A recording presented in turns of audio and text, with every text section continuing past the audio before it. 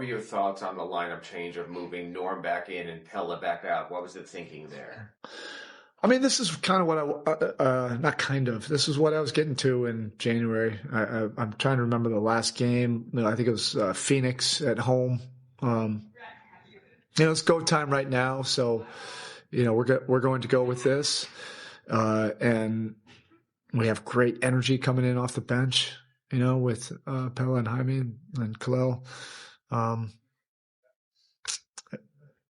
There really wasn't a lot of thought to it. It's just now we have finally everybody available. And so we're able to get to, the normal plan. Sometimes you can't necessarily get to what you want to do, based on the injuries. I really commend our group for not making excuses. I don't think that's affected our rhythm because we know what our style of play is, and everybody's had enough minutes. We just haven't had the minutes together, but that's secondary to getting to our identity. Bam had a tough defender in Mobley, took his game outside to the threes, but in the third when it was going sideways, he gave you the 12 points, kept you afloat. Just your thoughts on, even on an uneven night, how Bam can still be settling. Yeah, for sure. That he can be mentally tough enough, that grit, just to stay the course and continue to work the game. And he was able to get some good drives there in the third. Playing off the catch a little bit and then playing physically at the rim. And I thought one of the biggest plays, when it kind of created the separation is he was posting up and then just made that kick out to Pella. And the next time he posted him, he threw the lob to Kel'el. So it was a collective game, and I think he was, making the right reads, particularly after a slow start. Even off the bench, how important was Pella tonight? Just so this two-way play, especially down the stretch. Pella's undeniable. You can't take him off the floor. So I didn't think anything of it. He didn't think anything of it that we made the change because I know, and I know he knows that I know that he's going to play. And he led us in minutes tonight. The three loose balls that he had down the stretch, that's Pella Larson, to a T. That defines him, ball on the floor, ball in the air. I just love the way he competes, how he impacts the game, and his teammates really appreciate him as well. Do you have an idea of what you think it will take to get where you want to go as far as reaching that sixth spot? We just need to grind. We talk about it, or we've been talking about this collective grit.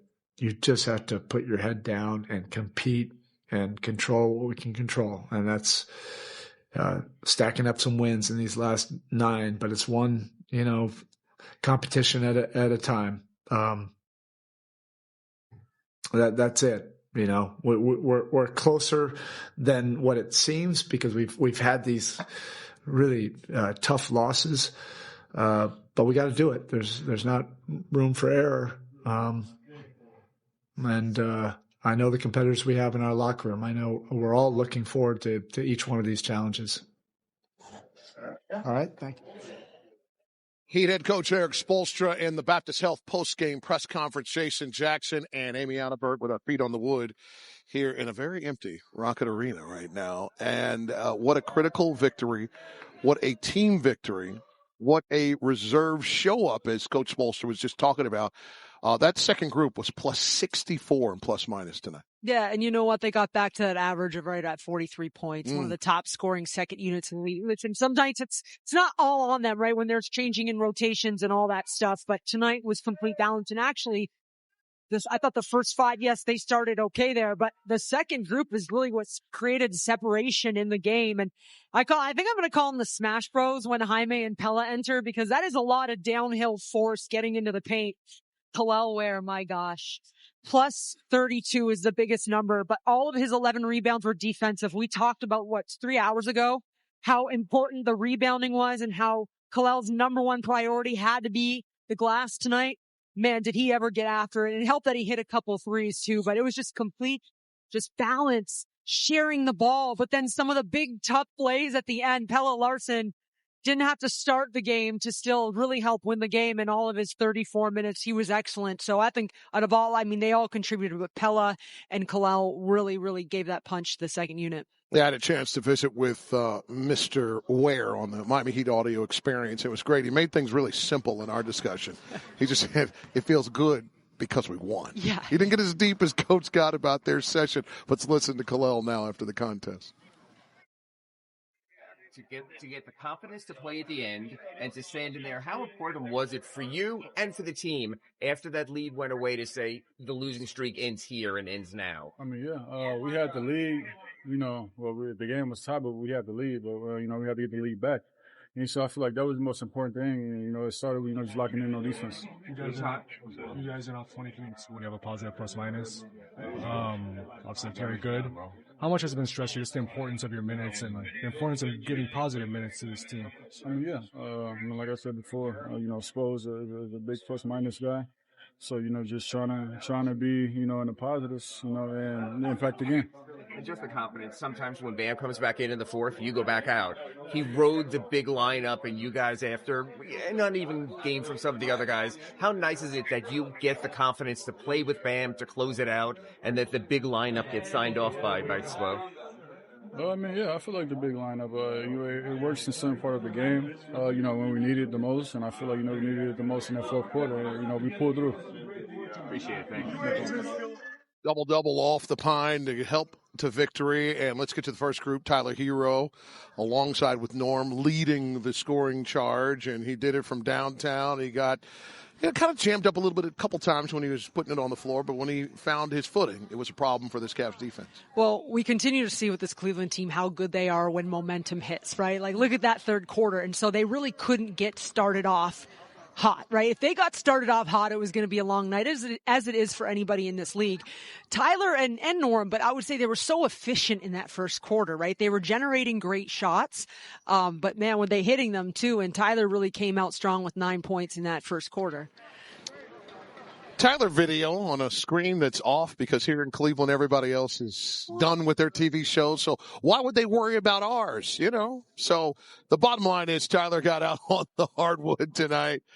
6 of 11 went in for him. 4 of 8 from downtown, too, as he could get to pretty much anywhere he wanted. And then on the defensive end, how about 3 rips as well? Yeah, I mean, defensively, they really set the tone. But for Tyler, the 9 points in the first quarter and then the 5 in the fourth. So when you talk about, Swell likes to say the moments of truth, 14 of his 18 tonight came in big moments. Anytime a smaller defender was on him, he was really aggressive and going over top and trying to hit a shot. And he connected on some nice contested threes and big responses, too. I mean, this crowd quiet right down after some runs because of a shot that Tyler Herro hit. Tyler Herro and the Miami Heat end that season-long tying losing streak. As Tyler Herro walks right by the set. Say goodnight to Heat Nation, Tyler. Good morning. They're saying good morning. That's it. It's almost that time. Thank you, Tyler. We'll be back to wrap this thing up. We walk by faith, not by sight, on the road. Morgan and Morgan, dunk of the night. It's first to save by Pella. I mean, just snap that thing over your shoulder, baby, because Ware is there. And how about the no-look? Get up and throw it down for every Miami Heat dunk this season, including that from AAA Hofta. Morgan and Morgan donates $100 to the Miami Heat charitable fund. But Pella was staring down the baseline fans like, oh, wait, you think the ball's out of bounds? Listen, we're sitting here joking. That was the play that ignited the fourth quarter for the Miami Heat. We got to meet that Heat fan that was jumping up and down on the Cavs baseline right there as Jaime was throwing it down. The trip continues. The Heat take this first one. They'll try to take this season series on Friday here in Cleveland before we get to the Pacers to wrap up this trip on Sunday. Yeah, but listen, you know Cleveland's going to bring something, so I'm looking forward to seeing how the Heat can respond and really build. They should feel confident going into that next matchup because of what they were able to execute tonight. Once again, the final score, the Heat victorious. I just like saying that for the first time in a little bit. Say it again. 120-103. This has been a presentation of FanDuel Sports Network, your exclusive home for Miami Heat basketball. For Eric Reed, John Crotty, Amy Audibert, and the entire Miami Heat broadcast team. I am Ohio's own Jason Jackson, but I'm all about Heat Nation, even in the streets. We'll talk to you Friday night. Good night, Heat Nation.